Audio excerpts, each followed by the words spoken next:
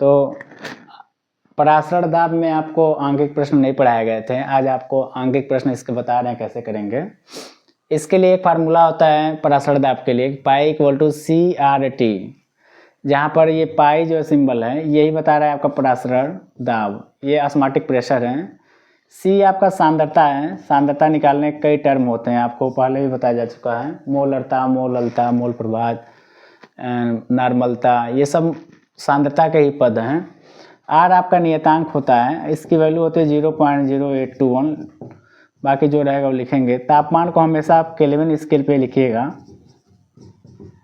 और इसमें फार्मूले में पुट करिएगा, आप पराशर के क्वेश्चन को बड़े इजीली कर लेंगे। तो एक दो न्यूमेरिकल हम बताते हैं आपको। पहला न्यूमेरिकल है 27 डिग्री ताप पर यूरिया का, यानी 27 डिग्री सेल्सियस ताप पर पूछा है यूरिया का 5% और ब्रैकेट में लिखा है W/V, जलीय विलयन का पराशर दाब।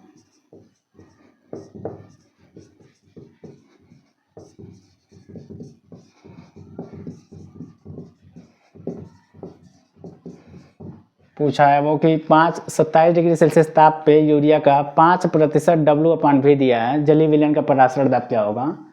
तो इस न्यूमेरिकल में देखिए जो ये 27 डिग्री में जो चीज़ें पहले दिए हैं उसको आप लिख लीजिए। इस टर्म का पहले मतलब समझिए, 5% W/V, यानी कोई भी विलयन बन रहा है 100 ml का, W/V का मतलब है कि 100 ml का कोई सोल्यूशन बन रहा है, यानी कि वॉल्यूम आपका 100 ml का है, इसमें 5 ग्राम ही केवल यूरिया है, यानी विलय की मात्रा जो है वो सिर्फ 5 ग्राम है यूरिया।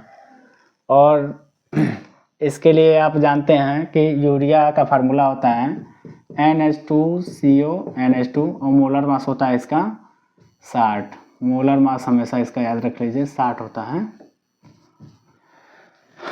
आप इसका पराशर दाब के लिए फार्मूला रख लीजिए, क्या क्या दिया है वो चीज़ें नोट करिए। तो टेम्परेचर दिया हुआ है 27 डिग्री सेल्सियस तापमान दिया है, इसको केल्विन में बदलेंगे तो 27 और 273 ऐड करिए और 300 इस केल्विन आपका तापमान हो गया। आर की वैल्यू आपको पता है 0.0821 होता है और सी आपका सांद्रता जो कि होता है विलय का मोल अंश अपन वॉल्यूम इन लीटर। अच्छा, कितना आपका दिया हुआ है, तो इस न्यूमेरिकल में आपका 5 ग्राम विलय के मोल संख्या कैसे निकालते हैं, तो उसका भार अपन उसका मोलर मास, यानी इसका कितना भार है, इसका मोलर मास कितना यूरिया का, और वॉल्यूम वो भी इन लीटर में।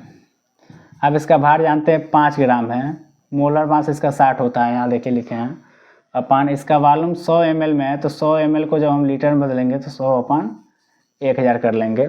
अब ये तीनों वैल्यू उठाइए और इस फार्मूले में रखते हैं, तो पाई का मान देखिए यहाँ से, पाई इक्वल टू सी के जगह पे आप रखिए 5/60 अपान 100/1000, आर के जगह पे 0.0821 और टेम्परेचर 300।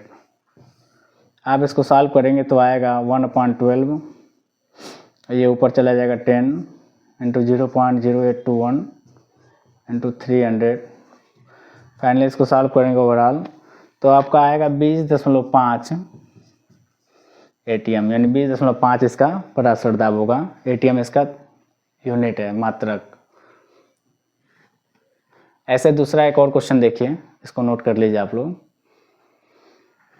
दूसरा क्वेश्चन देखिए इसी पे, ये सब आपका 2023, 24, 22 में आए हुए प्रश्न भी हैं। दूसरा पूछा है कि किस ताप पर,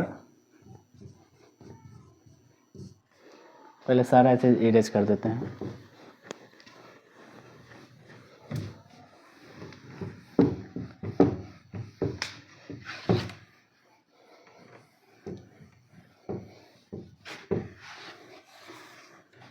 किस ताप पर ग्लूकोज का 5%, किस ताप पर ग्लूकोज है, ग्लूकोज का 5% W/V, यहाँ भी भार बटा आयतन का दे रखा है सांद्रता, W/V 7 ATM का पराशर दाब उत्पन्न करेगा, 7 ATM का परासर दाब उत्पन्न करेगा।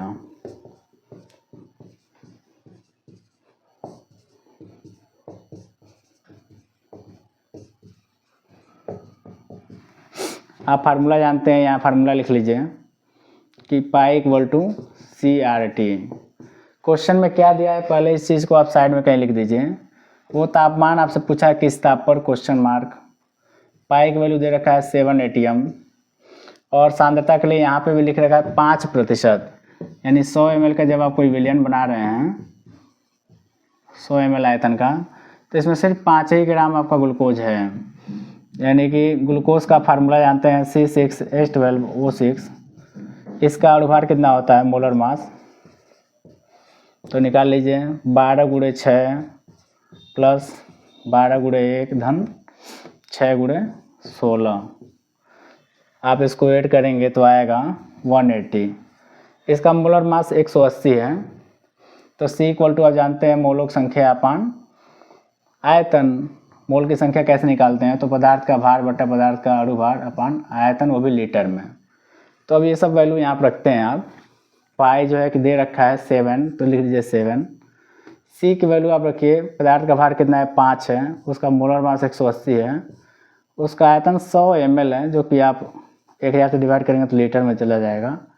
R की वैल्यू 0.0821 और टेम्परेचर पूछा है आपसे। इसको और फर्दर आप सॉल्व करिए, ये 10 बार में डिवाइड हो जाएगा और ये 36 टाइम्स, यानी 7 इक्वल टू 10/36 0.0821 इंटू टेम्परेचर।